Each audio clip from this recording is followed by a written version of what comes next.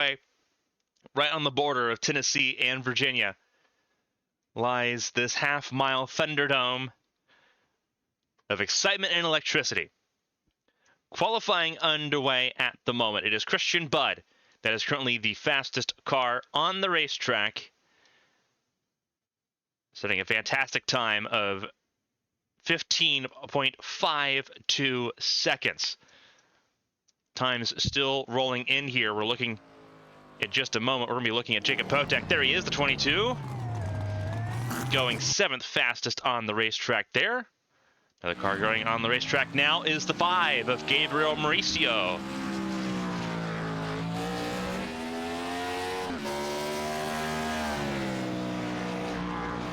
See what Mauricio can do. You see the Christian Budd reference. 119.65 miles an hour was the lap speed for Christian Budd. In the 17, the defending champion trying to go for pole position. Mauricio in that black CarQuest Chevrolet. Going to be close, but not close enough for pole. Mauricio, 5th fastest. Now on the list, Andrew Griesbaum, who goes 27th fastest, excuse me. He's a full 2 mile an hour slower. Evan Locke, the Team Penske Dodge. On track now, the Blue Deuce. Tall marks to try to hit here in Bristol. Lap underway now. Also on the racetrack, Corey Cook and Jonathan Hernandez trying to make magic happen here.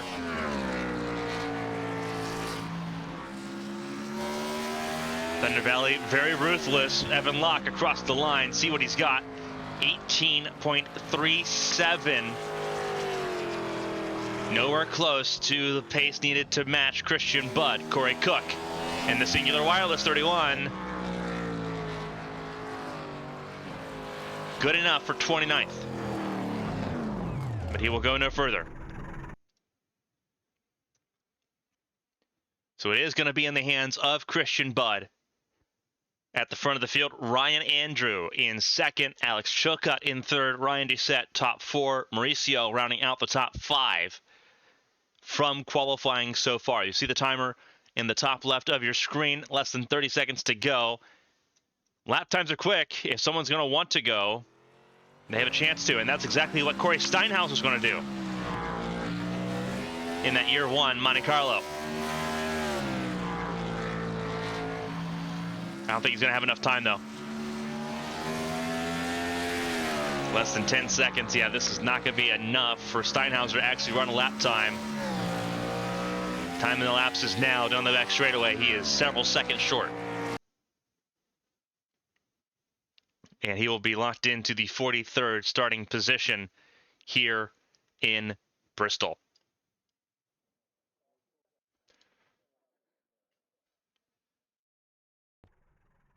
So let's go ahead and go over the full results from qualifying here. Christian Budd, Ryan Andrew, as we mentioned, your front row here for Bristol Motor Speedway, the Food City 500. Alex Chilcutt and Ryan Doucette in row number 2. Gabriel Mauricio and Andrew Ferrinares in row number 3. Ahead of Parker Alexander and Jacob Potek, who will make up row number 4. Parker Alexander served a suspension, a 1-race suspension last week. Back in action in that Budweiser number 8. He will start in the top 10 ahead of Tyler Head and Jordan Barabee, who rounds out the top 10, his first time qualifying top 10 in Winstel competition. Jeremy Davis and Ryan Hill, they make up row number 6. They're ahead of Dylan Roberts and Lucas Davila, the Argentinian, qualifying top 15 in row 7. Sean Peleg and Edmund Ellison making up row 8. Tom Willett and Andrew Ratcliffe in row 9. Evan Locke and Emily Howe all the way down, both of them in row 10, with a lot of work to do here in Bristol. Anthony Krobach and Joshua Chen in row 11. They sit ahead of Nick Doucette and Kyle Benson. They're in row 12. Kirk Marble and Brennan McGee in row 13. And then it's Austin Reedy and Andrew Griesbaum, row 14. Corey Cook and Steve Brown, they round out the top 30 there in row 15. Alex Bates, Brandon Cruz in row 16, Matt Sisler, and Philip Snipes in row 17. Rory Collins and Tyler Murray, the last ones to set times in row 18. They will start ahead of Larry Pace, Jonathan Hernandez, former ABN World Champion Christina Ryan, and Chris Champeau, who round out the top 40 in rows 19 and 20. Final 3 cars as they start: Craig Lautenslager, Ken Huff, and Corey Steinhauser.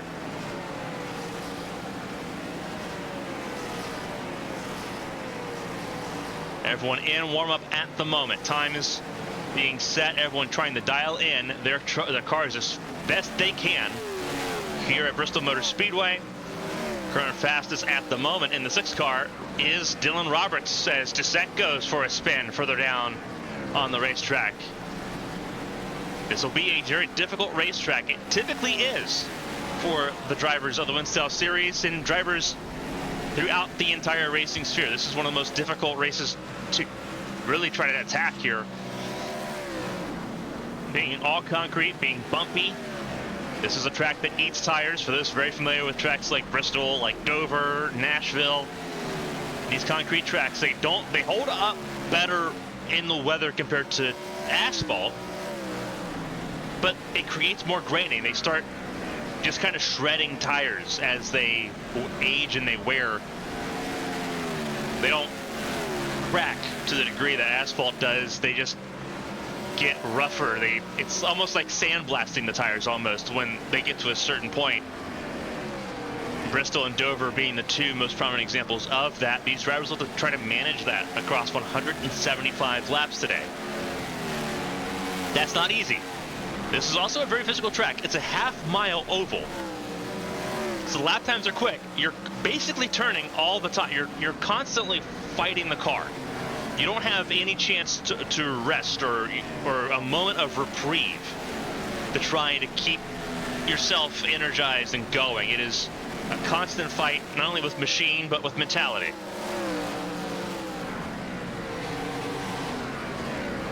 A lot of drivers, past and present, have said a win at Bristol means a lot physically because it takes a lot physically, and these drivers will have to feel that in the same vein here tonight. And you're seeing that cars having issues. Doucette was one of those that had issues. Jeremy Davis in the 4, you saw him spun in the foreground just a minute ago. Side by side, Doucette and Evan Locke. Both the top 10 in this warm-up session right now that we're seeing. So it works out.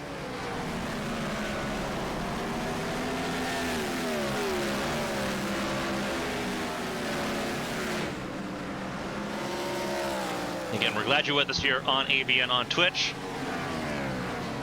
for the Food City 500 here in Bristol. The racing, it doesn't stop. It keeps going here. Obviously, we've got stuff going on right now on both YouTube and here on Twitch. On YouTube, it is the A Square Cup Series from Watkins Glen. They've been active since 7 p.m. They've been live for an hour now over there. Right here, we've got the Food City 500 from Bristol Motor Speedway. We'll be live again on Wednesday for the ABN Champ Car World Series from Texas Motor Speedway. So hope to see you there as well. The next Winstel race is next Sunday, right here at 7:45 p.m. from Homestead Miami Speedway, the Ford 400. It is showtime now, 175 laps to set the stage for the field here. Everyone's slowly getting to attention here.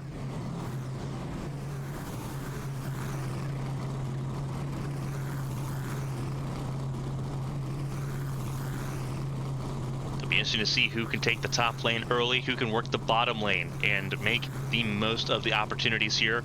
Starting grid at the top of your screen, scrolling through and over it in the warm-up session. It is still scrolling there at the top of your screen as well. 43 cars set to do battle here from Thunder Valley in Bristol, Tennessee.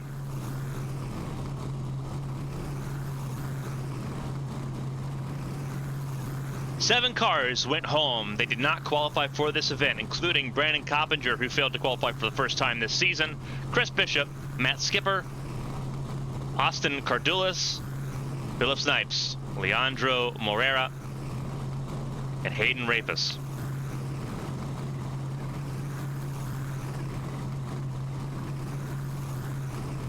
Actually, I'm pretty sure Philip Snipes is a locked-in car. I believe he is just overseeing the qualifying session for those that had to qualify their way in.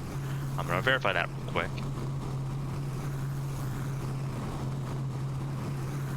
Yeah, Philip Snipes is 34th on the grid, so Philip Snipes was not one of the fellow qualified. We only lost 6 from the grid. Cobager, Bishop, Skipper, Cardulis, Morera, and Rapus, the 6 that failed to qualify.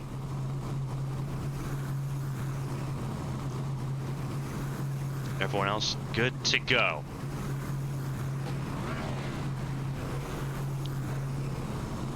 We are waiting for the magic number here, 175 laps.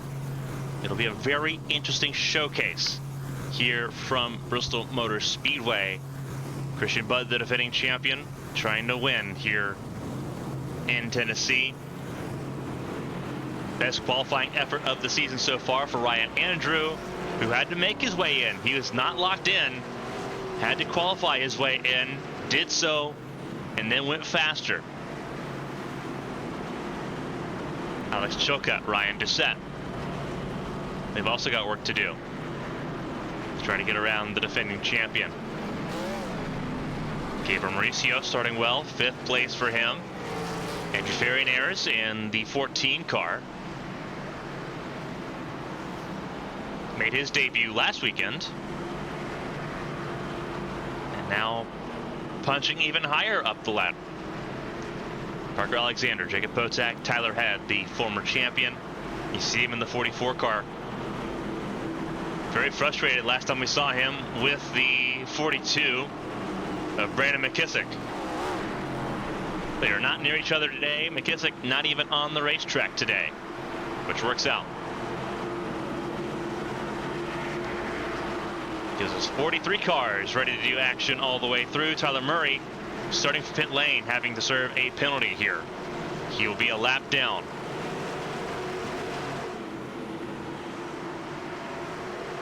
Pace car takes the left-hand turn to pit lane. Green flag flies, and the Food City 500 is underway. And trouble immediately. Trouble immediately. This is a huge one on the initial start. Huge crash. Huge crash. We didn't even have a chance to really get going. And if you were not in the top 4, you didn't get going. Huge caution. Car still trying to get rolling again. Ryan Hill stuck on the banking there as well. Parker Alexander, he's really struggling. Same with the 55 of Corey Steinhauser. There was a parking lot in turn 1. Immediately.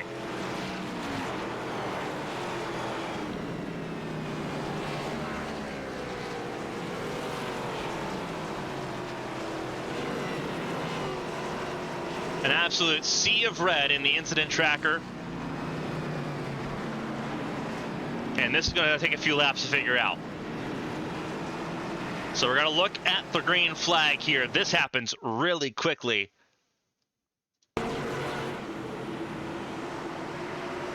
And I believe we have to look a little bit further here. We have to look at the, I believe the, no, that's a check up there for the 33 of Ryan Andrew. Is where the chain reaction really all begins. See if we can get a better camera angle of this, because this is insanity. See, Ryan Doucette gets turned by Andrew Ferrinares.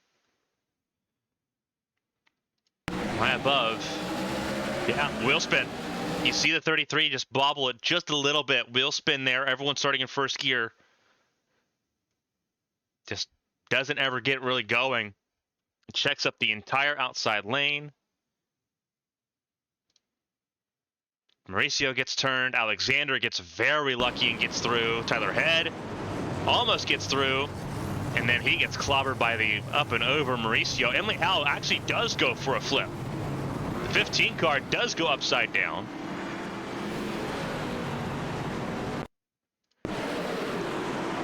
This is further back in the field.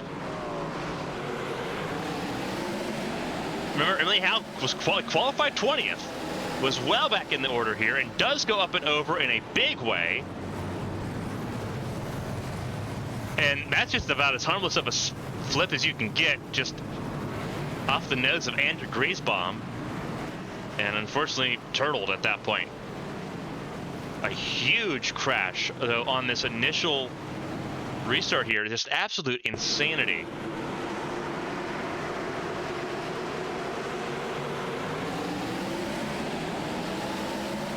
All the kickstarts here. Descent clips Mauricio. Mauricio gets hit by Potak, Barabee, Davis.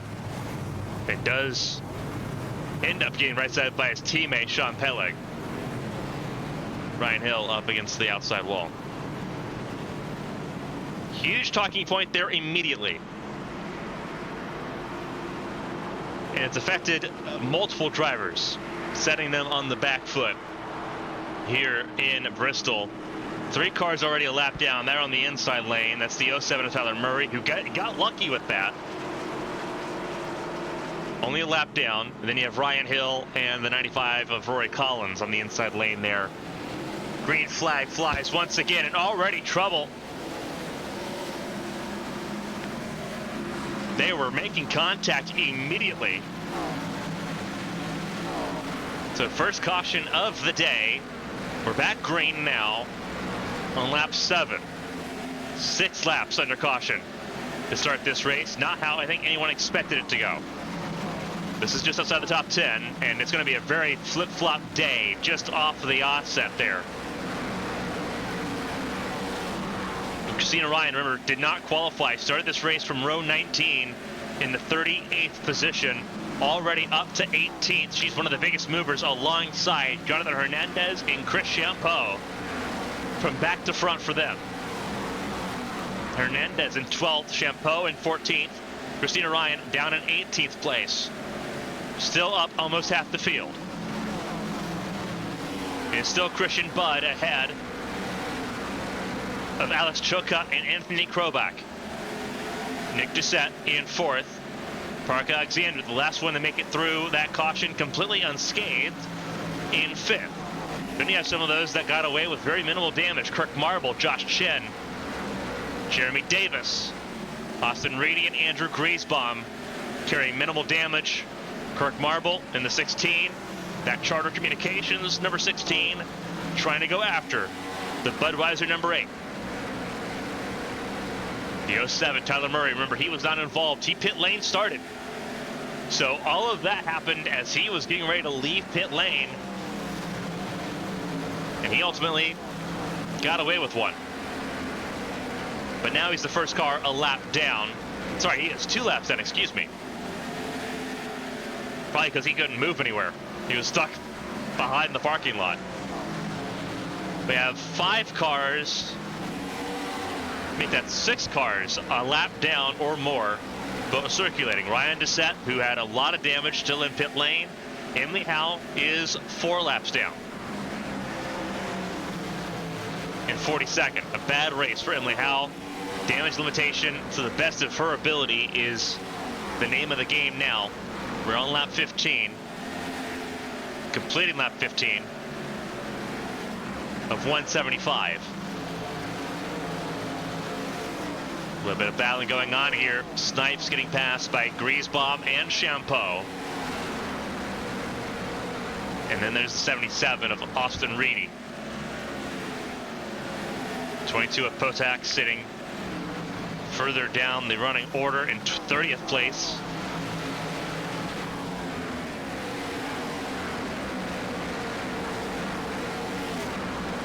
Keep an eye on the 75 of Matt Sisler, also trying to make his way forward. Jeremy Davis, he was spun wrong way around. You see the damage on the nose of that 4 car. You gotta live with it and deal with it. Figure out how to excel with it. And that's harder to do. Davis already relying on that outside lane. Moves to the inside. Now he's gotten clear of the 75 of Sisler. There's a 6 of Dylan Roberts, the 2 of Evan Locke. Just behind as well. Locke did not gain a lot of positions out of any of that. Started this race in the 19th spot and has only gained a couple spots out of it.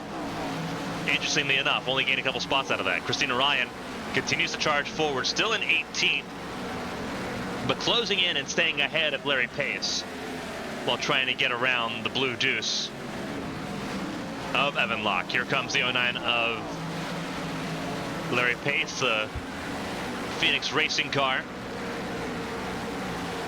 Also trying to make some inward runs here. Both of them starting near the back of the field, did not set qualifying times. Andrew Ferrineres, what a nightmare start it has been for him. Qualified top 6, did not get to use it. And that 14 car looks very beat up. Battle for 17th here. Matt Sisler getting passed by Christina Ryan. Christina Ryan up another spot, up 22. Meanwhile, Chris Champeau is on the charge, up 29 positions. Same with Jonathan Hernandez. They are the 2 biggest movers in this race.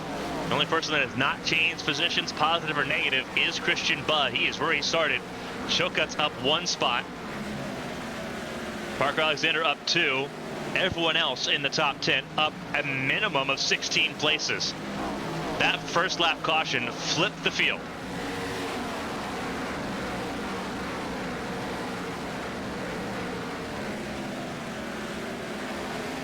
For some, a very needed point stay up and coming. This is the last race that cars were locked in using top 35 points from last year.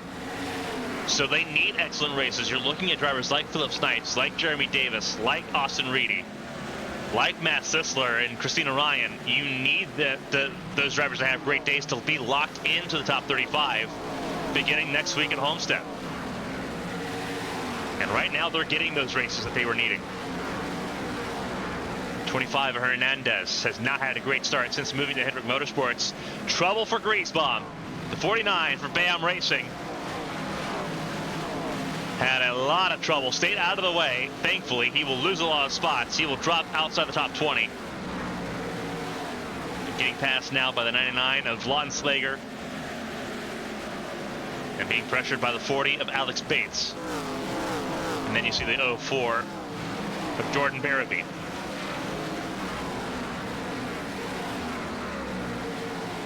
So a little bit of drama, a little bit of everywhere. Battle for third. It's Crow back in Doucette.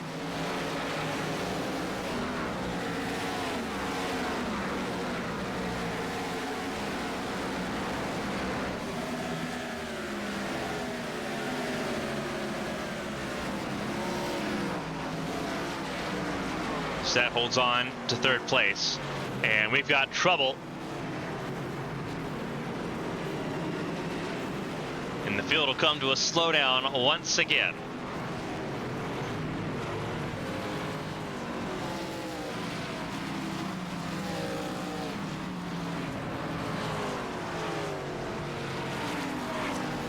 Looks like it is with Ken Huff a little bit here. So we'll see what happens to this. Actually might be with the 48 of Sean Peleg. See what's going on here. This is a traffic jam.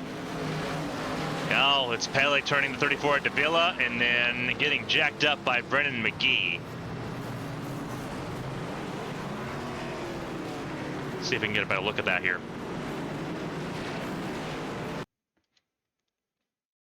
See, you see the 43 there. Steve Brown, 34 at Davila. 15 Emily Howell, the 19 of Ratcliffe. See if we can get our spotter cam going here. Yeah, a little bit of netcode there. I think helps get Davila spin around. So I don't think that's entirely on the 48. I think netcode definitely helps get the Argentinian spun around. But it doesn't help the 48 either.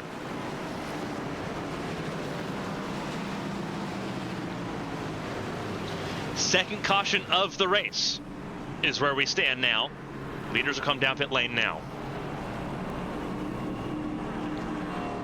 Long drive around pit lane.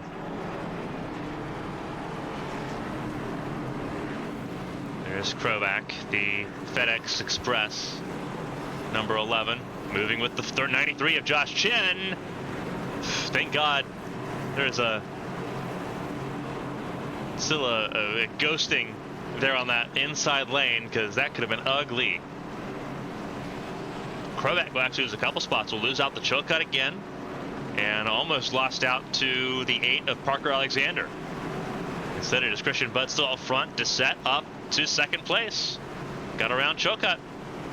And you see the 48 down pit lane. You see the blue line around the inside lane. That is your indicator that you have to go around the entire pit lane. You have to enter off of turn 3 enter off of turn 2 and wrap all the way around. It's a single pit lane. Typically, if you've watched any races on ABN coverage before here at Bristol, you see 2 different ways of doing it.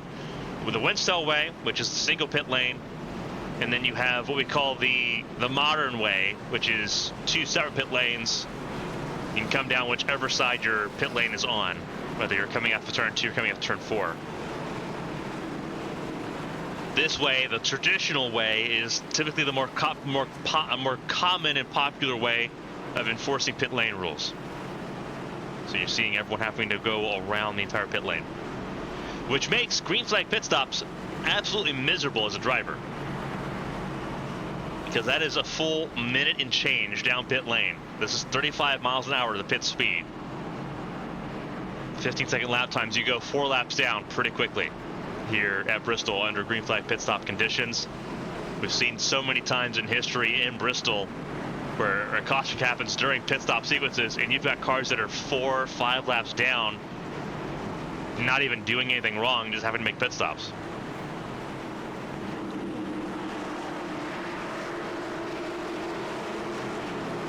So the lights are out on the Mustang GT pace car, which means we are going green at the end of this lap. The pace car will take the very rough tumble down to pit lane. It'll be Christian Budd, the Pulsator, the defending champion, leading us to green once again.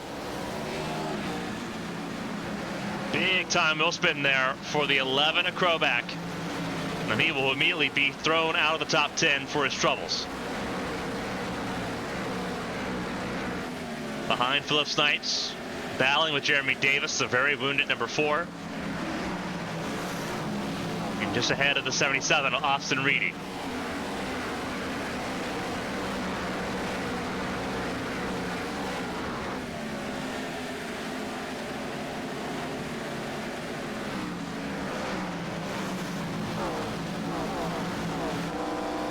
On board. This is with the 88, losing 2 spots, losing out to Barabee and to the 31 of Corey Cook. Christina Ryan stuck on the inside lane, not preferring it. Preferred being on the outside lane, has not had a chance to get there. Battling now with Alex Bates and Craig Lautenslager. 99 Lautenslager sitting right now in the 17th spot. Christina will finally get to the outside lane. But not a great time for the 88.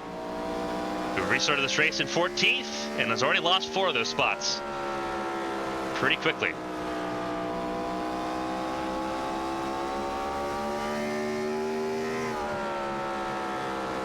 Riding around.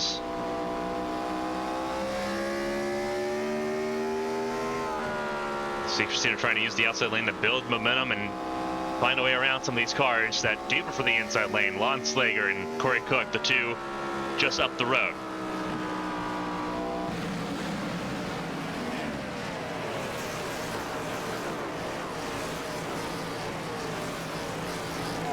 Still Christian Budd, front and center, has led pretty much every lap of this race so far. Has done a great job.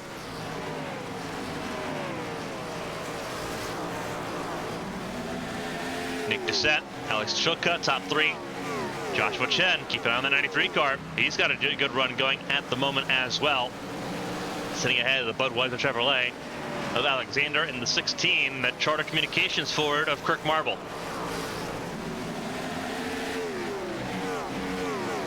And you saw just up the road, lap traffic, and a lot of it, that's Cruz, that's Mauricio, Ferrinares, and Rory Collins. And when you have 43 cars, a decent chunk of them damaged, lap traffic comes quickly. Christian Budd trying to find his way around. If someone's going to take the lead from him, it's going to be this way through the lap traffic. to the fire and the flames as they roll around the 5 of Mauricio. Bud gets clear of the 5. Taking on now the 95 of Collins.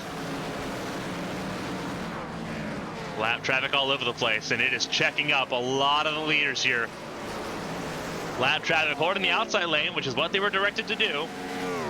But now you've got that 3 wide situation with Marble almost being checked into the boards on the inside lane. Now being passed by the 38 of Benson. Into the wall, went to the 2 of Kevin Locke.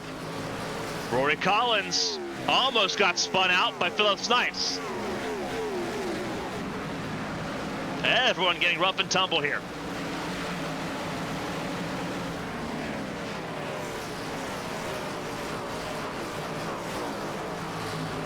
Lautenschlager now having to try to navigate some of the lap traffic here. He will do so, as will Christina Ryan. Trying to leave Alex Bates behind. And the 21 of Tom Willett. The Motorcraft 21, the Wood Brothers racing car.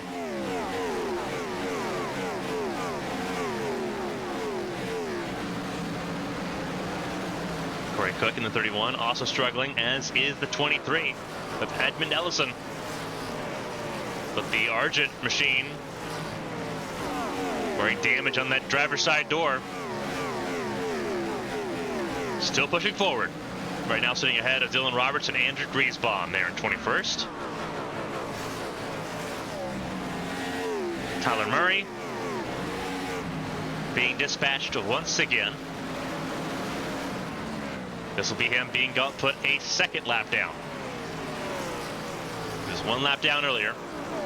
He was actually 2 laps down earlier, got a lap back, and now he's back 2 laps down.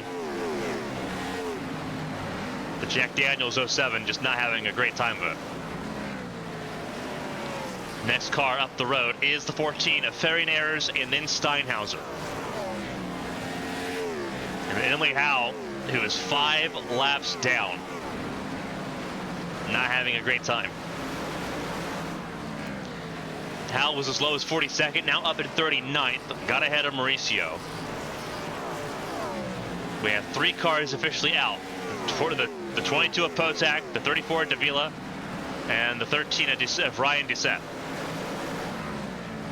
Car spun, Champeau. There he is, stuck on the inside lane. Trying to figure out how he's going to get turned around here without a caution coming out. And I believe the caution is out. It is. So Champeau will eventually be allowed to rejoin. Not without losing a lap. 3rd caution of the night. This time it is for the stricken Chris Champeau. Let's take a look here at how that happened. For the 18. Did he receive help or... Oh yeah, a little bit of help. Off the back of Steve Brown and off the nose of Ryan Andrew. Not a lot of damage though. So luckily he will have a fighting race car. He had a lot of pace earlier in this race. But it's going to otherwise be not so straightforward. Cars coming down pit lane. You see the very empty front stretch. We move our cameras over. You can see everyone entering pit lane off of turn 2.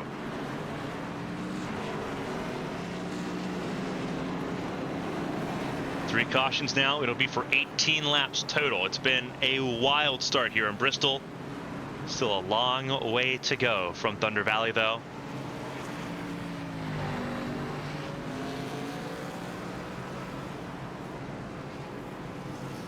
It'll actually end up being Tyler Head leaving with the race lead.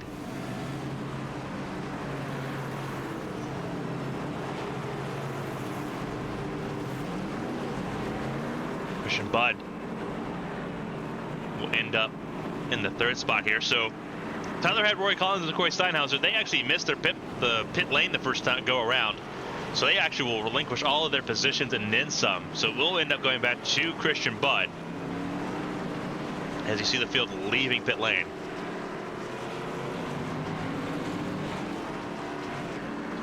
Tyler Head finally to his box now.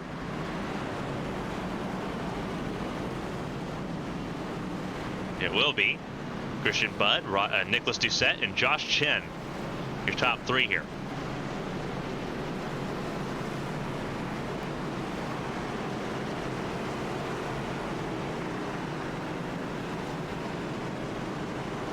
So here's your top five. Christian Budd, Nick Doucette, Josh Chen, Parker Alexander, and Kirk Marble. Jeremy Davis, Kyle Benson, Philip Snipes, Jonathan Hernandez, and Anthony Krovac, your top 10. Austin Reedy, Larry Pace, Jordan Barabee, and Evan Locke. Your top 14, Craig Lautenslager in 15th. Christina Ryan, Alex Bates, Tom Willett, Corey Cook, Edmund Ellison. Your top 20. Andrew Griesbaum, Ryan Andrew, Steve Brown, Matt Sisler, and Dylan Roberts, your top 20, top 25. Ferry Nares, Chilcott, Hill, Huff, Ratcliffe, top 30. Peleg, McGee, Collins, Steinhauser, Head, your top 35. Champeau, the last car on the lead lap, and there's your last cars running. The pace car will take the rough tumble down pit lane once again, and green flag will fly. Lap 62 beginning here from Bristol Motor Speedway.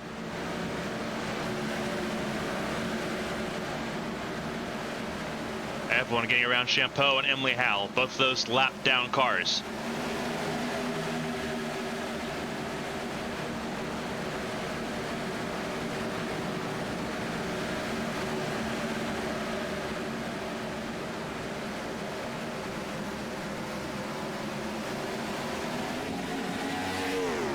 A lot of pressure on Christian Budd right now from Doucette. He's got to weather the storm. Josh Chen letting them battle it out.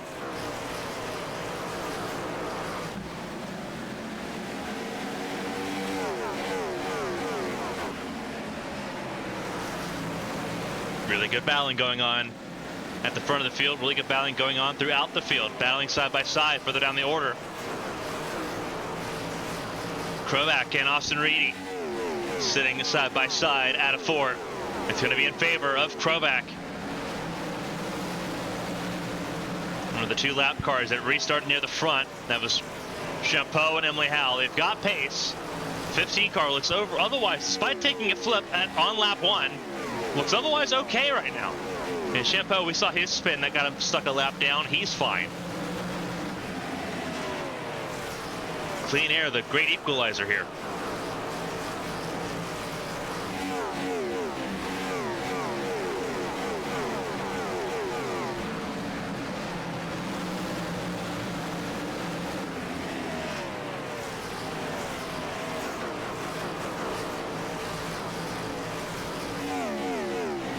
Right now we're looking at this battle still. A little bit of contact between Barabee and Reedy. Not a great time for either of them.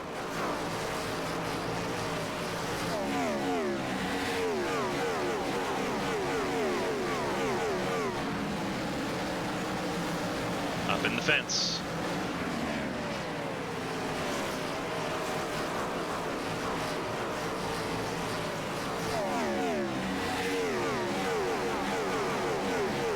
Reedy will have to relent on that and live to fight another day, and that's exactly what happened there. Further adrift, there's Tom Willett trying to make his way around the 88 of Christina Ryan. Ryan losing out to Alex Bates. You've got the 23 of Edmund Ellison also hanging around there. That Argent Murray-ish 23. Say that 3 times fast. And then Ryan Andrew started this race front row and has been nowhere since after being collected as part of that lap 1 accident. To the nose of that Swans 49 of Andrew Griesbaum. Getting passed right now by the 14 of Andrew Ferry-Nares. Staying ahead of Alex Chilcott, who has likewise had his own issues in this race. The Net Zero car down in 24th spot, down 21 places from where we started this race. It's been a bad run of form for Chilcutt. Now just trying to stay ahead of Steve Brown and hopefully trying to reset and get things ready to go as we approach the halfway point here. And once one last time, oh, car spun sideways, and I believe it was Sisler. Yes, it was. It was Sisler. He kept it off the wall, though. So 75 avoids more damage. He will drop behind the 10 of Ken Huff. Ken Huff, quiet race for him in that 10 car. First time we've seen it on the racetrack in any meaningful form. Right now, sitting top 30, 29th place, up 13 spots from where he started this race, down in the final 3 positions of the field. Right now, battling with Dylan Roberts in that damaged number 6 car for Roush Racing.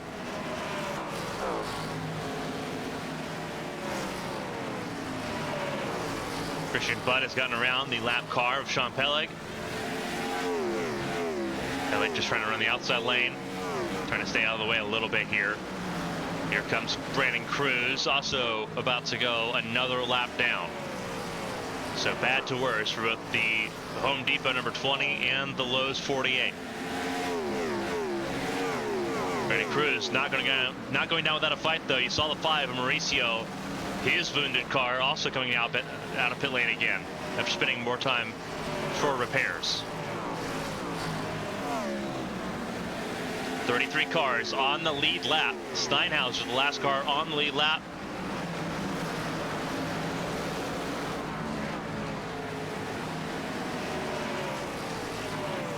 Lap traffic separating Christian Budd from Nick Doucette. Tyler Head up in the fence. All 3 cars up ahead of the race leader on the lead lap and will fight to stay on the lead lap here. That's McGee, that's Steinhauser, and Tyler Head. Last 2 champions of Winstel, Head and Budd. It's not very often we see someone like Tyler Head go a lap down, especially this early in a race. But you saw the damage on that 44 car, that Kellogg's 44. It has not been a friendly time for the former champion of the Winstel Cup Series.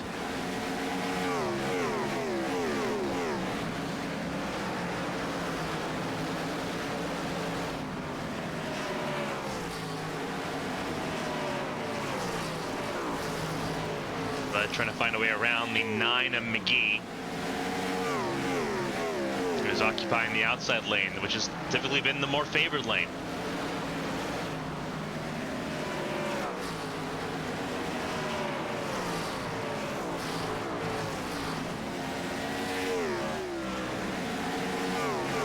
See how difficult it is for Christian Budd trying to lap McGee. You need all of the track out of the corners here, out of turn 2 and out of turn 4, to really generate and build that momentum you really need to clear. He's got it now, but it took him 5 laps to get there. Very difficult on the inside lane to try to complete passes. The outside lane just generates so much more momentum. Even as a wounded car, you're not running 100%. You don't need to just make life difficult for the race leader. And you saw that with McGee. You're seeing that to a lesser degree with Tyler Head. His car just isn't there to fight. And Christian Budd, just like that, now has an entire wall of cars to himself and Josh Chen, who has used lap traffic to his ability to get around Doucette himself. Doucette will hold off Parker Alexander, former teammates there for Hendrick Motorsports. Alexander now for Dale Earnhardt Incorporated. They know each other very well as former teammates. And the caution has come out. It is a multi-car crash here. It looks like it is Lautenschlager, Bates, and Willett. So let's grab a replay of what has happened here to cause the 4th caution of the night. It's a 3-wide situation. Alex Bates runs into the back of Lautenschlager, and Krovac gets a big piece of it. Tom Willett gets a big piece of it. Everyone else able to avoid it, but a huge crash there for Lautenschlager, Bates, and Willett. Watch from the spotter cam here. This is 3 wide. Everyone trying to get around the 48. And we'll play AB in slow-mo out of turn 4. Yeah, Evan Locke just drifts up a little bit right into the front of Lautenschlager. Not a lot of contact there by Alex Bates in the 40. Just enough. And then around they both go. Krobach being collected. Christina Ryan, the 88, and Corey Cook, the 31, getting very close, but they got away with it. Alex Bates gets it the other way around, being tagged by the 21, that Motorcraft Ford of Willett. And that will send everyone into a frenzy here. So for the 4th time tonight, we have a caution here at Bristol. Across the halfway point.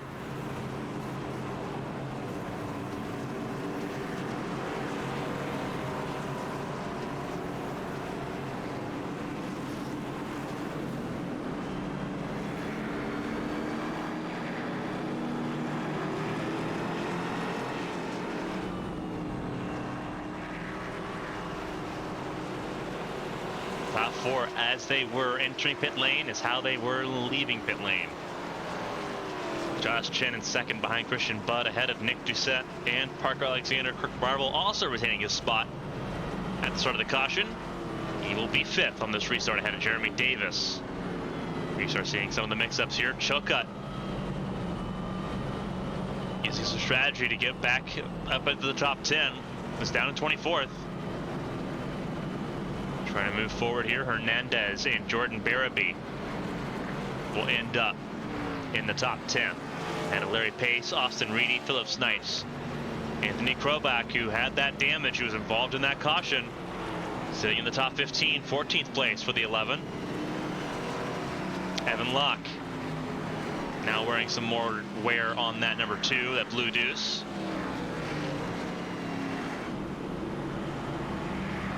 Christina Ryan, a very long pit stop for the 88 crew. I'm not sure what happened with that UPS car on pit lane, but down in 27th place now. Bad pit stop for the 88. Borrowing tactics from the Ferrari crew in Formula One in the worst ways possible. Lights out on the Ford Mustang pace car. Lap cars to the inside lane. You see McGee and you see Rory Collins. Mustang will take the abrupt, sharp turn to pit lane here off of turn 4. And the green flag flies once again. 4th restart of the race. Showtime once again. Car leaving pit lane, that's Cruz.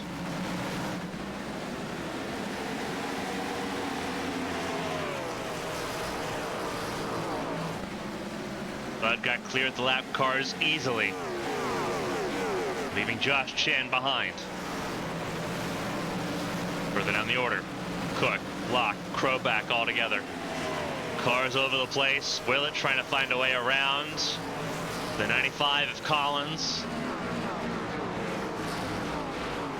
And caution's out again. Now looks like this might be for the 7 of Ryan Hill. I'll have to double check here.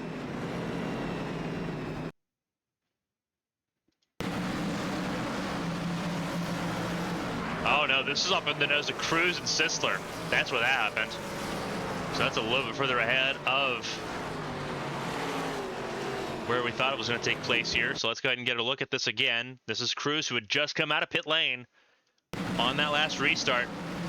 And he just gets turned by the 75 of Sisler. So a day bad to worse for Cruz. And that'll be likely an end of line penalty for the 75 team. Matt Sisler, who was in 26th at the time, will probably end up restarting this race in 35th. And you see him right there on pit lane. 5th restart, or 5th caution of the day. And most of the field this time will stay out.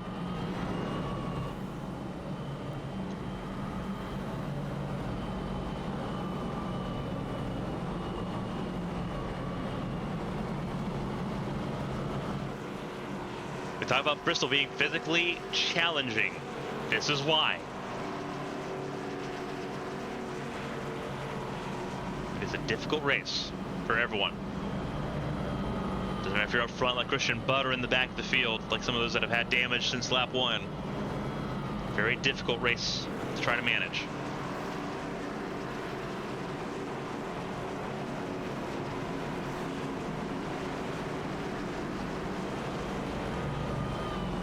So it's Bud and Chip up and running here.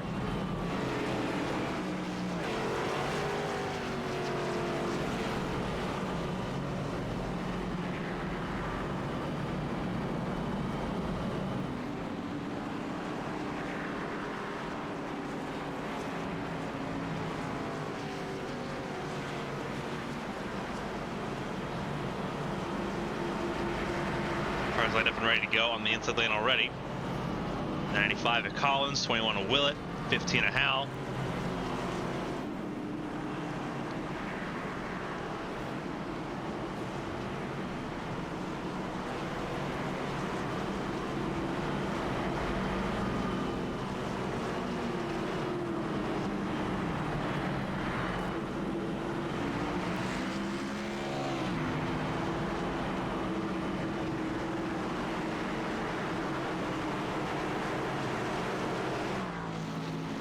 Shout out to Skipper Racing for subscribing to us here on Twitch. Appreciate the support.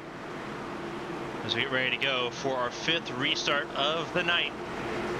It is Bud leading over Josh Chen and Nick Doucette.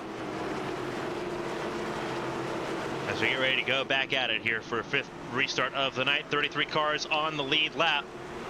Green flag flies and away we go once again.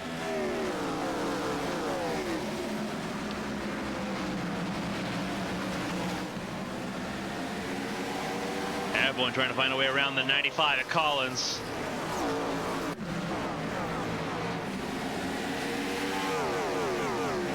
Very sketchy. 3 wide there. Hernandez gets around Barabee.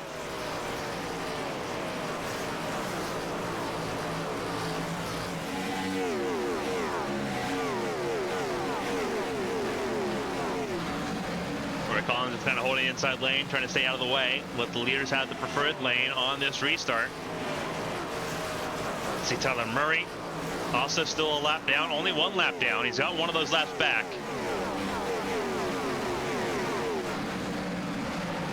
What a long road it is for Tyler Murray, who went a lap down early on lap 1. Trying to get that back. And oh, that 07 car is not perfect. It's a little bit of damage on that nose of that 07. So he's had to use that bumper a little bit. Murray right now in the 35th spot.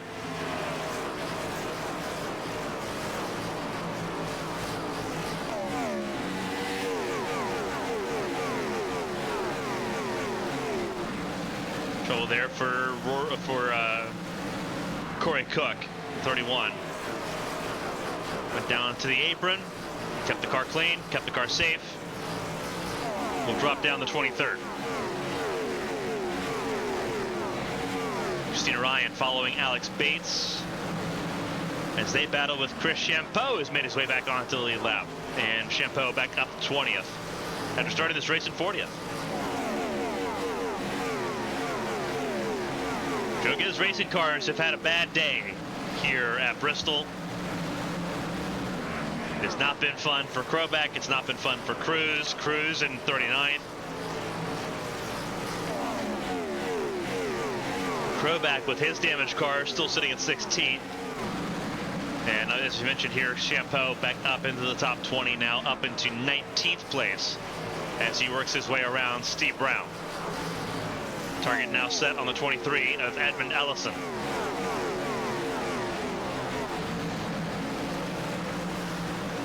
Champeau has spent time in the top 10. He's had the pace to do it.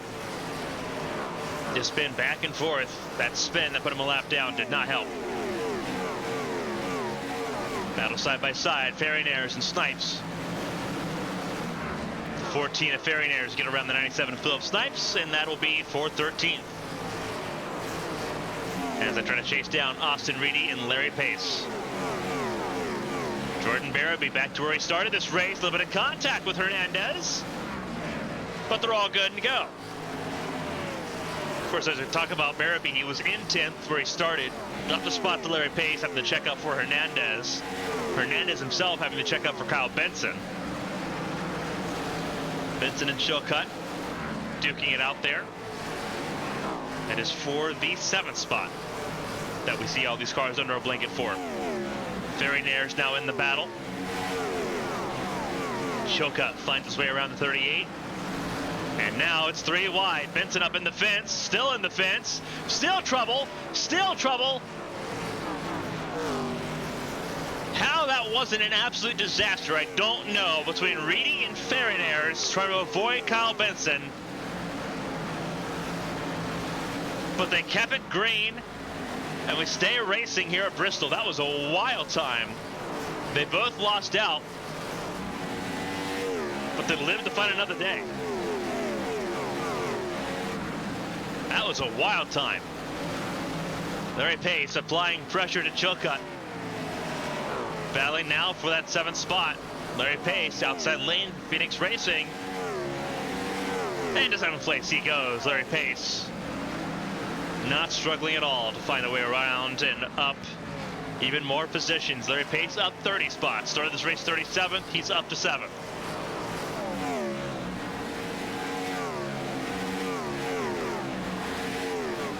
Christian Budd has opened up nearly a second on Josh Chen at the front of the field. Lap traffic coming up soon. But right now it is still all eyes on the DeWalt Ford of Christian Budd, the defending champion, who is right now having a pretty fun time. Doucette finds a way around the 93 and now gets back into 2nd place. It's where he's been for a majority of the race. He's back to it now. And we'll compare the lap speeds here between Christian Budd and Nick Doucette. 113.2, 112.7 for Doucette.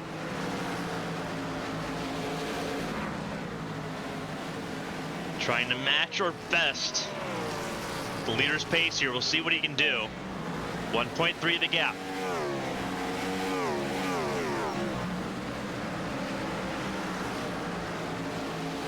Doucette closing in a little bit, still losing about half a mile an hour per lap. Equates to about a half a tenth of a second. 112.5, 112.24 for Doucette. So the gap really closing in, not changing as much now. Now that Doucette's clear of Josh Chen. We'll look at where Josh Chen's at the moment. A lot more different, a lot more disparaging. Over a mile an hour difference between the 93 and the 17. And Parker Alexander knows that it's time to go. And we'll look at Josh Chen. His fastest lap, 117.88. Almost 8 miles an hour slower.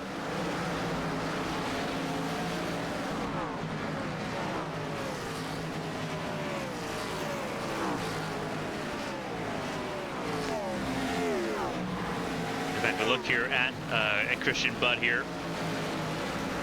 His last 5 laps. There you go. Whoa, trouble. Caution's out, and that's for Alex Bates.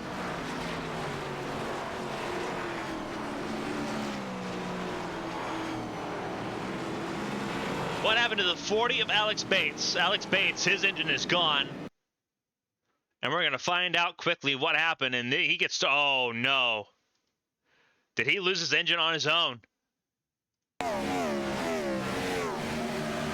What happens to the 40? Yeah, the engine just goes on its own. Right in the middle of the pack, it just goes out of nowhere. He had a little bit of nose damage, but that would indicate there was radiator damage to that 40 car. And to a complete stop he goes. And that is race done for another Chip Ganassi racing car. That is so wild to see that take place. See if there's any indication from the 40 here.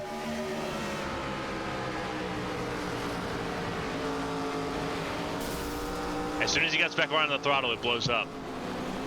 There's nothing he can do there.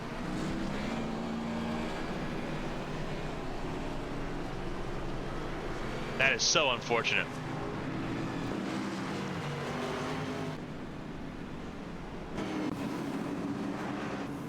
Less than 50 laps to go, coming to 45 to go. Rough time. Christian Budd. Pit stall numero uno for the 17. Pretty easy stuff there.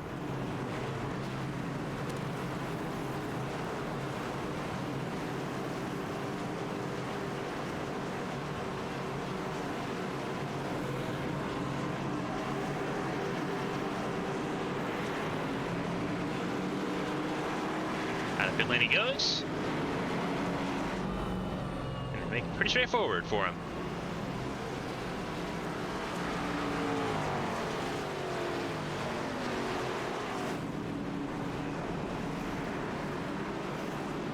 Pull it up here on the bottom left-hand side of your screen. Upcoming stuff here, obviously, some of the stuff we had going on yesterday and today. Next event, the 26th ABN Champ Car from Texas, right here on Twitch, 8 p.m. Eastern.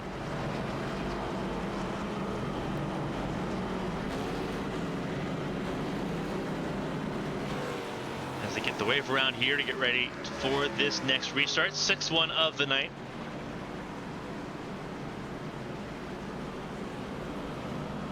Had a fun weekend of racing. Started the High Octane Series last night. VRR GT World Tour from Laguna Seca was a lot of fun yesterday afternoon.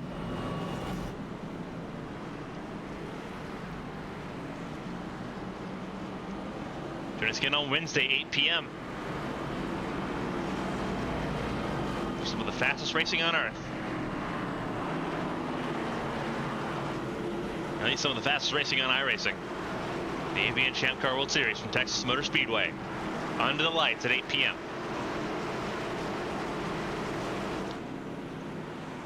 Christian Budd, Josh Chen, Nick Doucette, Dylan Roberts, and Kirk Marble.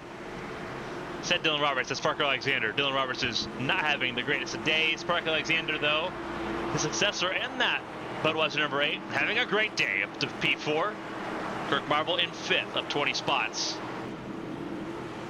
in the top 5. Green flag flies. Once again, away we go.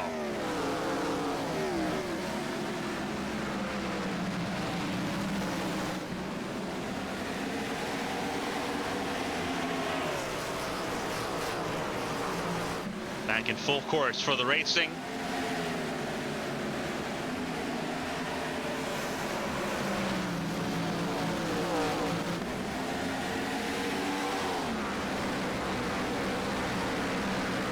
Josh Chen trying to keep up with the 17. It's been notoriously difficult.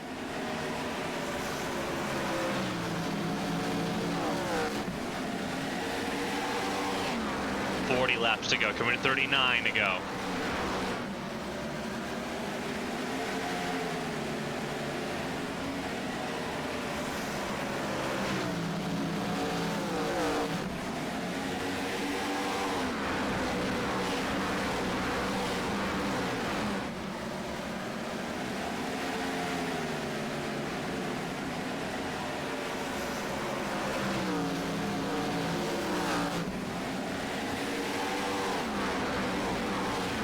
Straightforward stuff at the moment as we sit here. Christian Budd just trying to outrun Josh Chen here.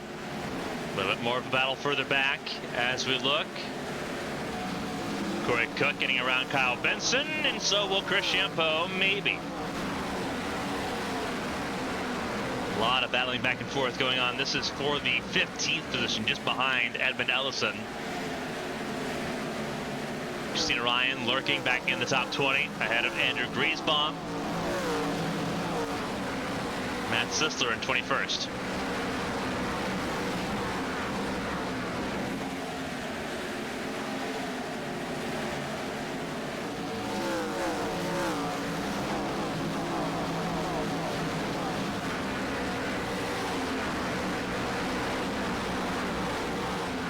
See Gabriel Mauricio, his car a lot more repaired. He has lost so many laps in this race. It has not been a fun time for Mauricio. We're on lap 142. Mauricio is still on lap 116. He is classified right now currently in the 40th spot. Still about 11 laps behind Alex Bates. And 20 laps off the pace from Brandon Cruz.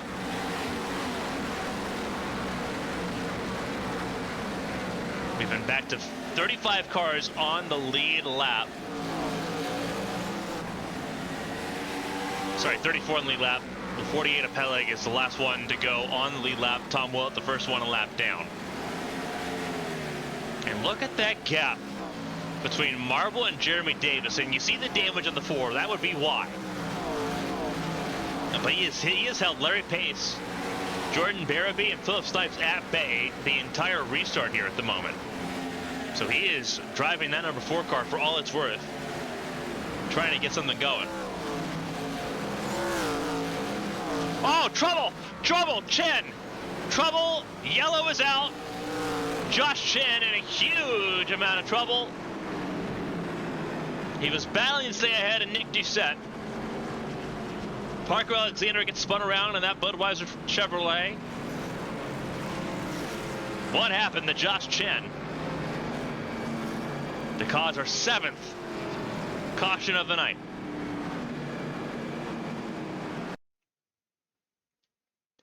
Here's a good look at what happened to Josh Chen.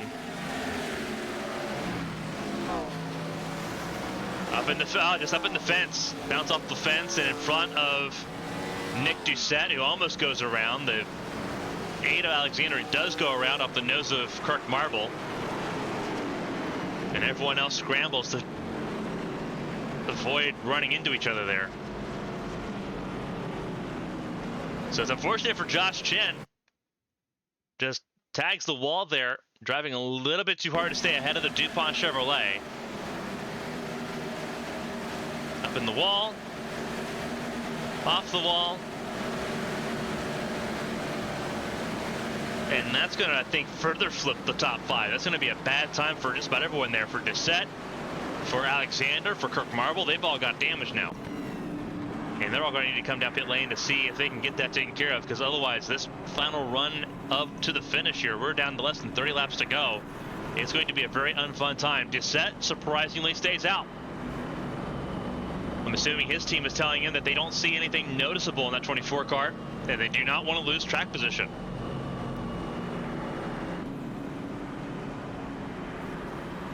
I think it's also favorable for them. They have Jeremy Davis still sitting in P3 now, just behind them.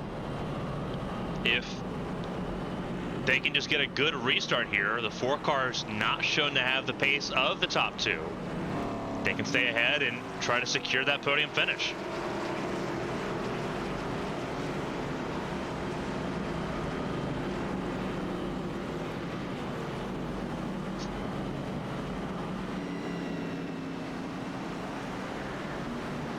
So less than 30 laps to go. We'll pull up our fancy dancy little graphic at the bottom of the screen. It's Christian Budd, Nick Doucette, Jeremy Davis, Larry Pace, and Jordan Barabee back up into the top 5. And starting this race in 10th. Looks sketchy for a period of time, but he's doing a great job now. Philip Snipes, Alex Chilcutt, Ryan Andrew, Austin Reedy, and Andrew Ferrinares. All of them carrying damage to some degree, all of them in the top 10. Edmund Ellison, Corey Cook, Kyle Benson, Chris Champeau, and Christina Ryan up into the top 15. Evan Locke, Matt Sisler, Anthony Kroback, Jonathan Hernandez, and Andrew Griesbaum, your top 20, all of them on the lead lap. Same with this next page, Ratcliffe, Lautenslager, Head, Brown, and Murray. Back on lead lap now in 25th. Alexander, Ryan Hill, Dylan Robertson, Ken Huff, and Sean Peleg, your 30th car, also on the lead lap, as will be Tom Willett, Josh Chen, Corey Steinhauser, and Brennan McGee. Your last car on the lead lap. Emily Howe, 1 lap down. Has made a lot of laps back. Roy Collins, 2 laps down. And you start seeing some of the cars that are well out of range here. as we go back racing. We have still only had 3 retirements. Mauricio still running. Trouble, and immediately trouble once again, and this is going to be further back in the field. This is going to be with Alex Chilcutt.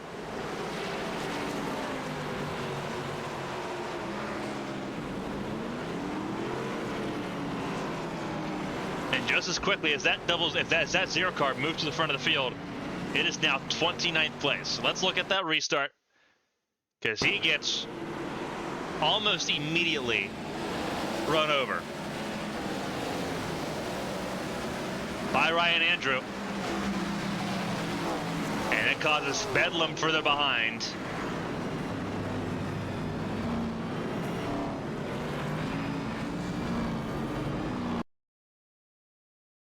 He checks up for the 97 of Snipes. Ryan Andrew unsighted to that. So Snipes into Emily Howe.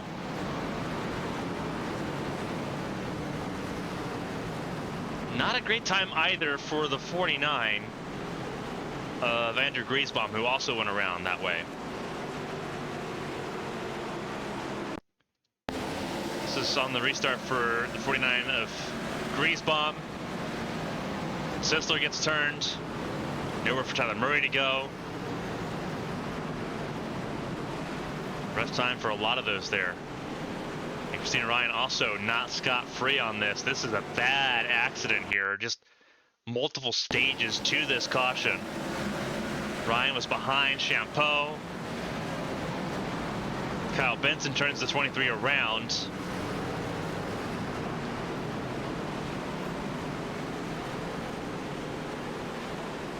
She gets away with it. Doesn't really get hit by anybody. Stays off the 23 Ellison. So I think otherwise she's okay. But otherwise she's going to be down in the bottom portion of the field here, 32nd at the moment as things sit. Not a great place to be if you've been trying to get into the top 15 all race long. She'll have a lot of work to do. So let's try this again, because it's not going to be easy. It's Bud, Doucette, Davis, Pace, Barabee. That top 5 as it was. They didn't have a chance to do anything. Snipes, Andrew. That's your top 7. Then it changes a little bit more. Ferry-Nares, Reedy, Benson. Benson staying out after getting more damage on the nose of that car. Will be very interesting to keep an eye on. Champeau, Cook, Locke. Sisler, after being spun around, still top 15 ahead of Kroback. Hernandez, Ratcliffe, Lautenslager, Head, and Murray, top 20. And then Steve Brown, Parker Alexander, Ryan Hill, Dylan Roberts, Sean Pellig, Tom Willett, Josh Chen down in 27 still. He's going to have a hard time recovering up to get back into the top 5, if he can even do that at all. Corey Steinhauser, Brandon McGee, Christina Ryan up to 30th. 33 cars on the lead lap at the moment. You've got Griesbaum, Ellison, and Chilcutt, your 33 cars on the lead lap. Ken Huff is rolling around pit lane at the moment. I believe he will stay on the lead lap as our 34th car on the lead lap, and Emily Howe will go back a lap down. Unfortunately, having to come down to get some more work done on that 15 car. Survey says with 20 laps to go, we may have another caution, so she may end up back on lead lap just yet.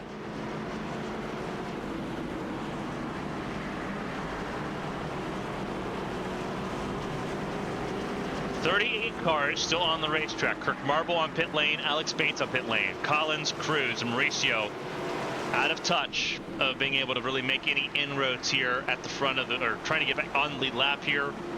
Your final 3. All 3 of these drivers, Potak, Davila, and Doucette, are DNFs.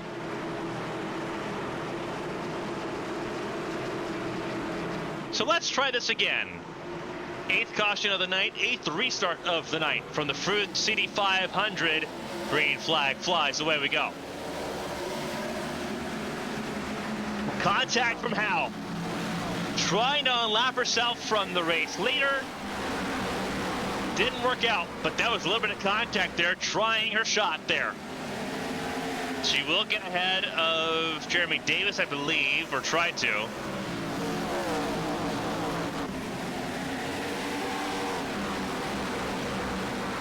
Davis, that car all turning up, that 4 car. And trying to hang in there for a potential podium.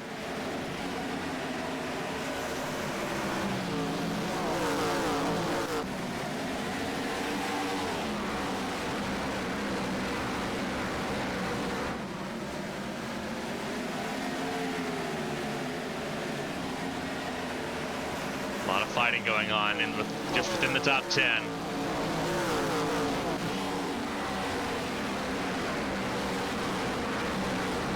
Snipes trying to hold on to the top 10 ahead of Ferry Nares and Ryan Andrew at the moment. Snipes in 6th.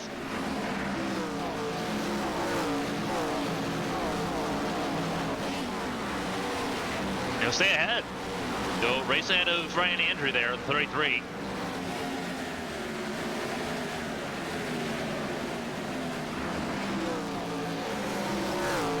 Oh, that's not great. Jeremy Davis up in the wall will lose a spot to Larry Pace and potentially lose more to Jordan Barabee. The 4-4 Barabee trying to make his way forward. A little bit of latency for the 0-4 as well. Not great. Kirk Marble rejoins the racetrack, multiple laps down. Just trying to see the finish here with 10 laps to go here in Bristol.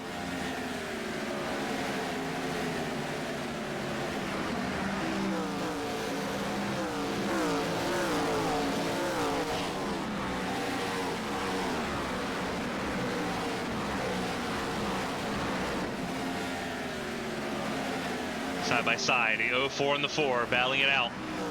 Barabee in the 0-4 on the bottom. Jeremy Davis in that battered number 4 on top. And caution's out again, and it's Corey Cook and Andrew Ratcliffe.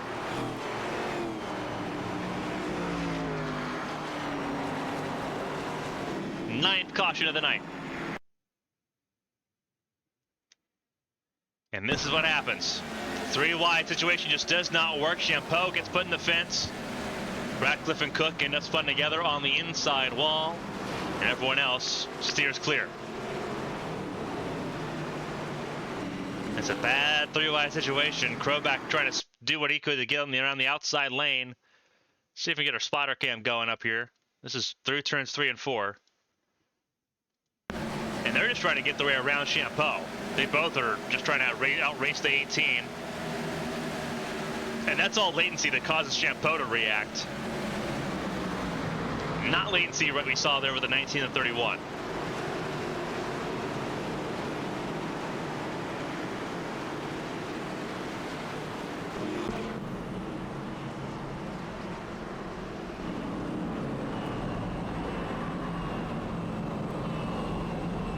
A very temper-filled event here in Bristol, but we are counting down the laps here at Thunder Valley. Christian Budd, Nick Doucette, Larry Pace, Jeremy Davis, Jordan Barabee, Philip Snipes, your top 6, Andrew Ferry Nares, Ryan Andrew, Austin Reedy, and Chris Champeau, your top 10. Larry Pace, your biggest mover so far, up 34 spots. Champeau up 30.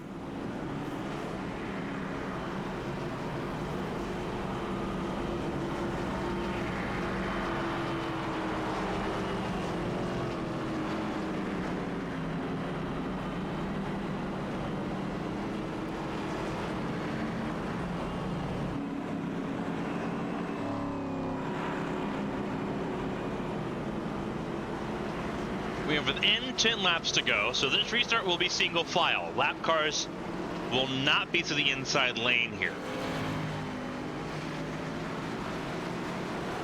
So it'll be very straightforward here with less than 10 laps to go. The leaders, no interference at the front of the field.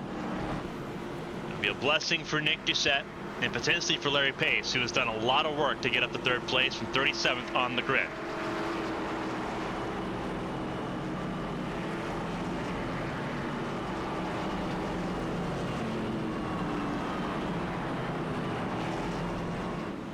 Jordan Baraby's going to have a very small window to try to get around the 4 of Jeremy Davis.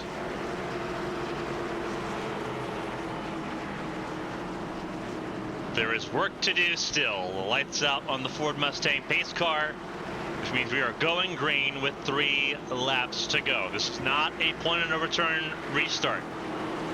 This is under regulation. Going green on lap 173 of 175.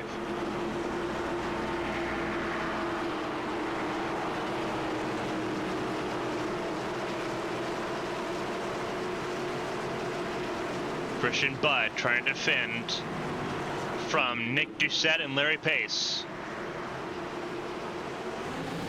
Green flag flies, 3 to go. Let's go racing once again. Less than a mile of racing to go. Baraby wasted no time getting to the inside of Jeremy Davis. Will that be enough? Can Baraby get his best Winstel finish? 2 to go.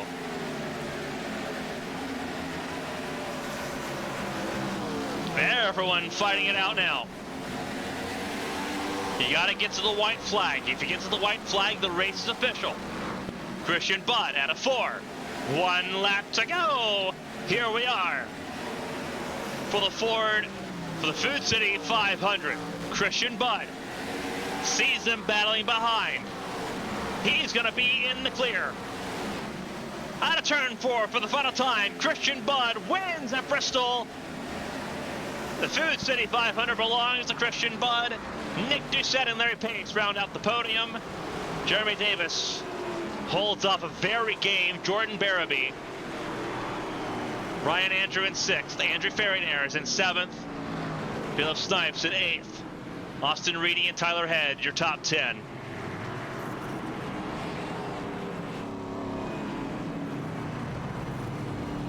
Wild game for Christian Budd.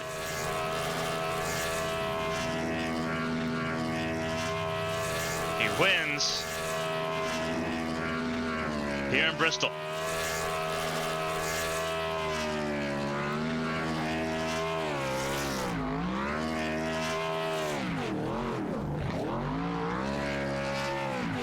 That is a job well done there for Christian Budd.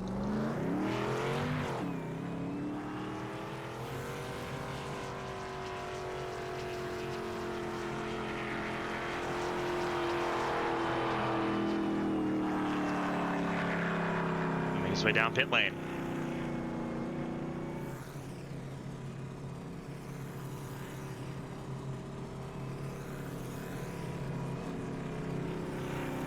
A wild run of form. And it worked out for him. And he's going to take the trip.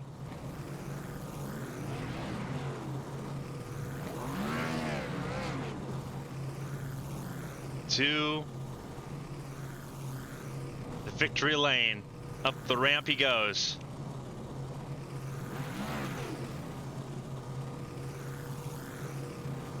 And Christian Budd, victorious here at Bristol, gets to have himself there atop the victory lane pedestal. A fantastic race here from Bristol Motor Speedway, wild and full of drama and intrigue, as we were expecting it to be. As we wait for Christian Budd to climb out of his race car, we will go ahead and talk to our 3rd place finisher in this event. We'll go ahead and talk to good old Larry Pace from 37th to 3rd in the field. Larry, walk us through that one. That was an absolutely wild race to try to work through. Yeah, not a race I was looking forward to coming into it, and then I botched qualifying, and I think that was actually to my benefit based on what happened into turn 1. So from there on out, it was just don't run anybody over and wait for other people to crash in front of me and just, pick 1 or 2 off throughout a run. And, nobody's going to be able to drive through the field. So it's just a matter of keeping the nose clean. And I tried to do my best and brought it home without any damage. Not many cars can say that at that last little point there, bringing it home without damage. Name of the game. If you had a clean race car, you had a chance at the end. You said you were looking forward to this one, that we knew kind of that this was going to be a physical race. We talked about that in the pre-race, how physical this race can be. 10 cautions tonight makes it even more difficult. How difficult was it, obviously, for you having to move through the field? You're able to pick up a lot of spots early, but how difficult was it to maintain and build a rhythm in this race, having that start-stop process?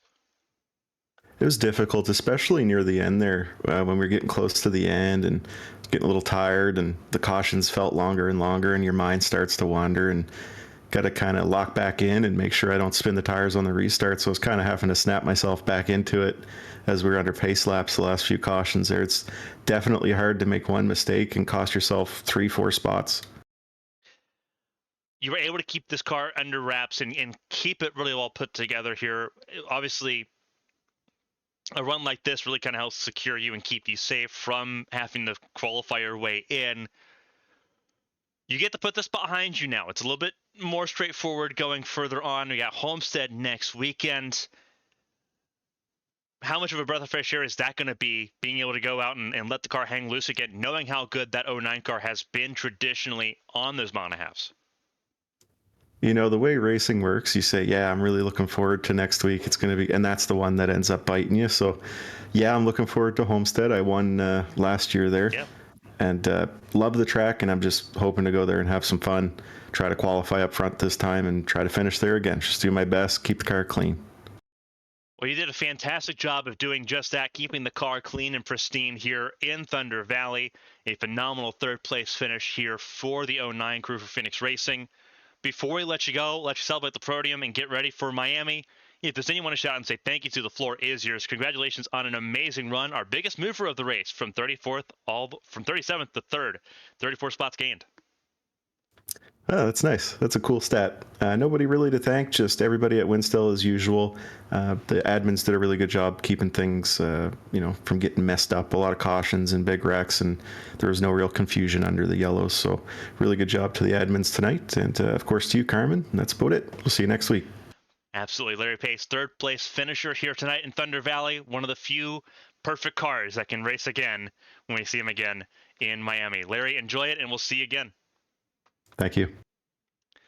That was Larry Pace, third place finisher here in Bristol Motor Speedway. We'll move right on along to Nick Doucette, second place. He spent most of the time trying to chase down the 17 to Walt Ford.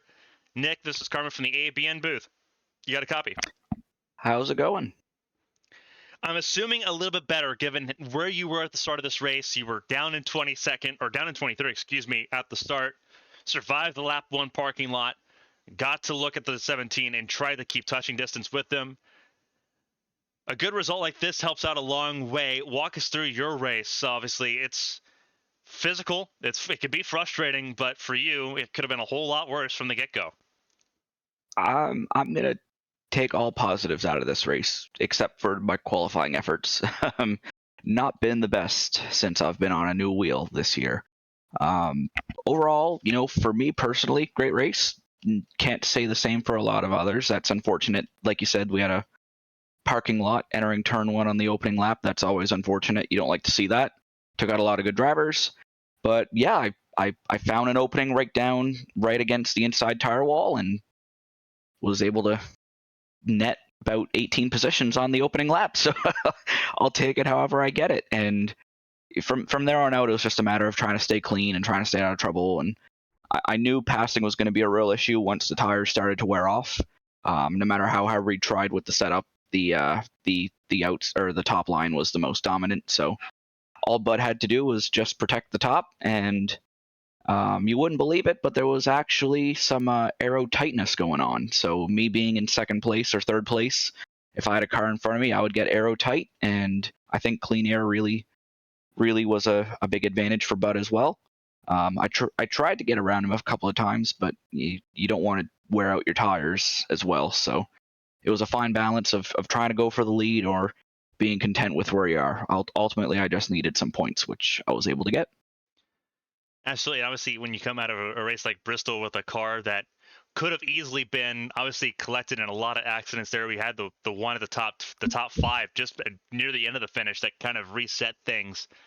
Could have very easily had your race ended there. That wasn't the case. Car ended up looking perfectly fine after all of that, and that gives you a really good chance going forward. You look at Homestead Miami coming up next, the track that the 24 car traditionally has also been pretty decent at. Obviously, you talk about adjusting to your new equipment, getting up to speed there. Is Homestead a little bit more optimism as far as just being able to start the weekend off well? Well, I would hope so. First thing, like I said earlier, is I have to work on getting a decent qualifying effort. I'm not able to hot lap with my new wheel, and that's one thing I'm gonna have to practice on, especially heading into the practice server for next Sunday. Practice on doing some Q laps and try to not qualify in the bottom half, because that's what's really killing me. It was even at Daytona, I qualified like 30th at Daytona, but that was just my own stupidity. But every other race this season, I just haven't qualified very well, and that's all. Once you start in the back, it's very hard to avoid cautions or even progress with how tight the field is and with how short these races are. But can't really remember how I've performed at Homestead in the past. I'd hope to believe that I've done semi-okay. Bristol's always been a really good track for me, so I think I won it the first time we came here in this new Gen 4 series, and then I finished 5th the second time. I won it last year, and here we are with a second place this year. So I'd say I got a pretty good track record here at Bristol. It's even outside of Winstel, it's always been one of my favorite tracks. So I'll take what I can get and move forward and hope that this is the turnaround for heading forward in the season. Absolutely a fantastic job for the 24 crew, from 23rd to second place here tonight, up 21 spots. Big chance for those that needed to gain spots early, had a chance to do so. Before we let you go, and obviously get ready for Miami and everything that comes with that here, if there's anyone to shout and say thank you to, the floor is yours. The DuPont Chevrolet looked really good up in the top 3 all race long tonight. Yeah, thanks. I'm glad it was able to stay up there. It was certainly a challenge, and like you said, I forgot about when Josh Chen hit off the wall and almost took out the rest of the clean cars, minus Bud. Bud was almost the only person that did not have a single incident tonight. But no, it was a great race. Sucks that happened to Josh, but just got to thank the Winstel crew. You know, everyone who comes out and puts on a great show. Once again, thanks for Emily for making a good setup. We tried to make the best of what we could with Bristol being the way it is here on iRacing. So hats off to her for doing an excellent job on a setup, and the whole admin crew, everyone that makes Winstel happen. So shout out to them, and obviously you guys for putting on a great broadcast as well. It takes a great show. It takes a great show on track to put on a great broadcast for everyone watching around the world at home. I'm glad to see the 24 car at the front of the field, second place tonight. Let's hope we get to talk to you again next week in Miami. Congratulations. I sure hope so. Thanks. That was Nick Doucette, the second place finisher in this race. It is now all eyes on the man of the hour, Christian Budd, the race winner, the defending champion, the defending Winstel 400 winner from earlier this year, and now a race winner here in Thunder Valley, conquering Bristol Motor Speedway. Christian, this is Carmen from the ABN booth. Do you got a copy? I sure do. That was a wild race. It was probably the most calm it could have been for you. Start at the front of the field, led as much of the race as you possibly could without giving up the front of the field. Walk us through that. That was, by definition, one of the clinics of the year. If we've ever seen one, I would have to say, unless there was a pit sequence where you didn't lead a lap, I would believe you've led just about every lap in this race tonight. That 17 car had to have been perfect. Yeah, I'll say, the cautions were falling just perfect. I was never in that situation where I got to say, oh, should I stay out or should I pit here? So that was pretty helpful to me. Because a lot of times these races sometimes get flipped, with the strategies and things, and just we were getting long enough runs. I'll say, obviously we had that big crash at the start, and my heart goes out to everybody who got caught up in that, because that was my Fontana race. Getting taken out early like that, just it sucks, and you're out there and you're riding around, and it takes a very miserable day. So I really I feel the pain there. As far as my race, I got the pole last year. I knew I I've been pretty fast at Bristol in the past, and I really felt like, if I just did things right, that I had a shot to win. But nothing's guaranteed. Everybody in this league, I mean, there's so many good drivers here. You make a mistake, and you got a Nick Doucette who will definitely capitalize on it and make you pay for it. So I just did the best I could to run clean. A couple times where I started approaching that lap traffic, and that always gets real dicey and a little makes you real nervous. And then at the end, once I had made that last pit stop, I knew I wasn't coming back in, and just had to make sure I didn't spin the tires too much on those restarts and give anything up. And overall, I mean, I know it's Bristol and tempers are flaring and people are getting upset, and I understand it. I've been there. Bristol's going to do that. But from my perspective, I thought we had a lot of green flag runs in there and some really, really good racing. So, I'm really happy to win it, though. First short track win. I was winning mile and a halves, and seemed like that's all I could win. So winning short track really means a lot. Obviously, it's a big deal for you here. Obviously, the start of the season hadn't quite been the way you were hoping it would be. You entered this race 13th in points. You're going to gain a lot here. Obviously, you're dealing with Doucette, who was right there with you in the points as well. Going into Homestead, you talk about, the 17 car being strongest at the mile and a halves. Lucky you, you've got a mile and a half coming up next week at Homestead, Miami. That being said, does a race win here at a track that's so much more difficult, just more physical, does that kind of raise the morale and build that momentum for being able to put on a run going through Homestead? Because the races start getting a little bit more favorable for the 17 crew. You've got Homestead, you've got Darlington, which the 17 car did not look bad last year at Darlington either. And then you've got that wild card at North Wilkesboro, which is not as hard as here at Bristol. Does that 17 car now have something to kind of build on for these next three races? I sure hope so.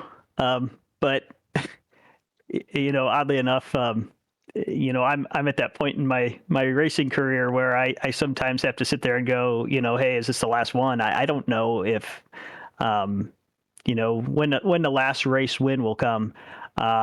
And everybody here is like, I can't explain it other than say they're really good, and to go to Wilkesboro and try and repeat this kind of performance. You've got some really good short track racers in this league, and Gabe and Nick Doucette and Ryan Doucette. I mean, there's so many that I can sit there and say Tyler Head. I mean, Tyler, if he shows up to a race, he's a threat to win. So, and I'm forgetting to name half the field here, but I just go out and do the best you can. That's all you can do.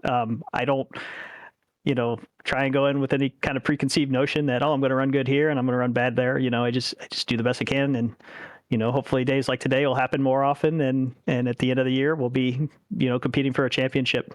But to me, it's just a pleasure to get to race with all these drivers. It's a lot of fun, Absolutely a phenomenal job. I think the saying it goes, in a room of just shooters, you end up on top there as the best of the duelists. Before we let you go and let you get ready for Miami next weekend and try to get potentially a back-to-back run going there for the 17 crew at a track that it's traditionally favoring, if there's anyone to shout and say thank you to, the floor is yours. Congratulations on an amazing run. And again, near perfect, only 2 laps you didn't lead in this entire race. Tyler had led them under one of the caution sequences. I went back and looked there for you. So 173 out of 175 laps led. Congratulations on that as well. Yeah, thanks. That's a heck of a stat. Just thanks to the wife and kids who put up with me racing here every Sunday. The entire Winstel admin team. Just so much effort and work has gone into making Winstel what it is. And, shout out to them for all the work they do, all the drivers who showed up. And I really want to take a second to shout out the drivers who've been attempting to qualify and not making it, and they're not giving up and they keep trying, and I think that's awesome. I mean, it's hard to get into these races, so, you make it in is an accomplishment on its own, and then getting to run around. And just everybody who makes this thing work, everybody who's watching these races, the whole ABN team, it's all one big team effort, and great to see it coming together as it does. Absolutely a fantastic job for you, Christian. Obviously, the first 3 races, a little bit rocky. A great way to get everything reset here with a win in Thunder Valley. It's always special to win at Bristol. Even more special for the 17 car to get things back on the right track. Enjoy, obviously, the week between now and Miami, and hopefully we get to talk to you in a very similar position in 7 days' time when we go to Homestead. Thank you so much. That was Christian Budd, our race winner here from Bristol, from Thunder Valley. A phenomenal performance for the defending champion. He's got the accolades, and now he's got a race win in one of the holiest places for stock car racing here at Bristol Motor Speedway. And you see him doing donuts in the avian slow-mo. Absolutely fantastic work for the 17 crew tonight. So let's go ahead and break down the full running order in this race. The full results on your screen now. It is Christian Budd, Nick Doucette, and Larry Pace. We talked to all 3 of our podium finishers here tonight. All 3 of them had very good races. They needed to in several different ways. Doucette and Christian Budd out of the top 10, entering tonight in points. Now both of them in the top 10 in points, leaving Bristol here tonight. Jeremy Davis, a fantastic job. That car beaten to smithereens, holding on to a 4th place finish. It's a championship winning car for a reason. Jeremy Davis doing it proud tonight. Jordan Barabee, his best result in Winstel Racing, a top 5 ahead of Ryan Andrew. Andrew Ferrinares in 7th ahead of Philip Snipes and Austin Reedy. Tyler Head, the former champion, also a beat up race car, that 44 car, still managing a top 10 run. Chris Champeau, he was all over the place tonight. 29 spots gained overall, though, from 40th to 11th for Champeau. And then it's Jonathan Hernandez, Anthony Krobach, Craig Lautenslager. You've got Matt Sisler in 15th, Kyle Benson, Tyler Murray, Steve Brown, Brennan McGee, and Ryan Hill, your top 20. Again, very scattered the way this all sorted out. For Tyler Murray, just getting on the lead lap was a victory in and of itself. He spent most of the race 2 laps down or 1 lap down, ends up 17th on the lead lap, minimizing the damage on what could have been a very bad day.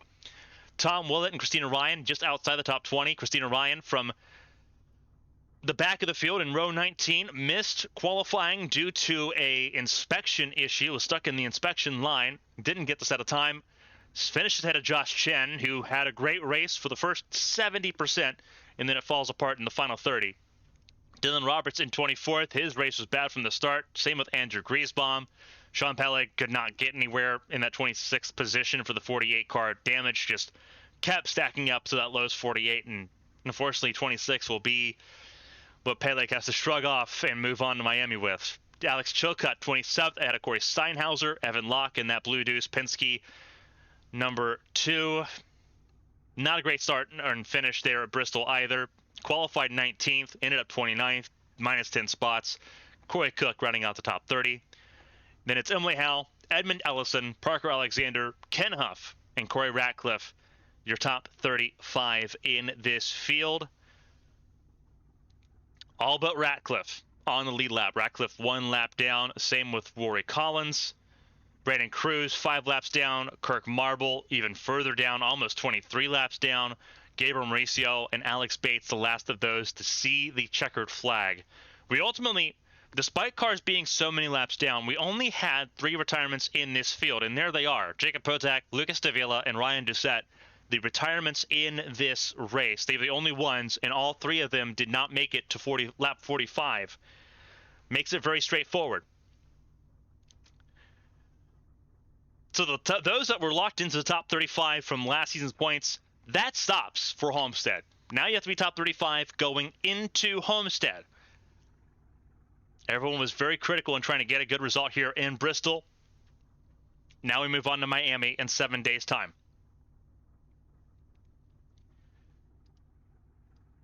Thunder Valley, it's been real. It's been a lot of fun here from Bristol Motor Speedway. We've got more racing coming up on Wednesday. Join us for the ABN Champ Car World Series from Texas Motor Speedway. The fastest racing on iRacing, 8 p.m. right here on Twitch. And then join us again next weekend, the next Winstel Series race, 7:45 p.m. Eastern on Sunday from Homestead, Miami, the Ford 400 from Miami. On behalf of everyone here for Winstel, for ABN Studios, for everyone for the Winstel Cup Series, and everyone that does well to put things on week to week, thank you so much for joining us here on Twitch. stay safe, stay healthy, enjoy the week ahead. We'll see you on Wednesday from No Limits, Texas. So long, everybody.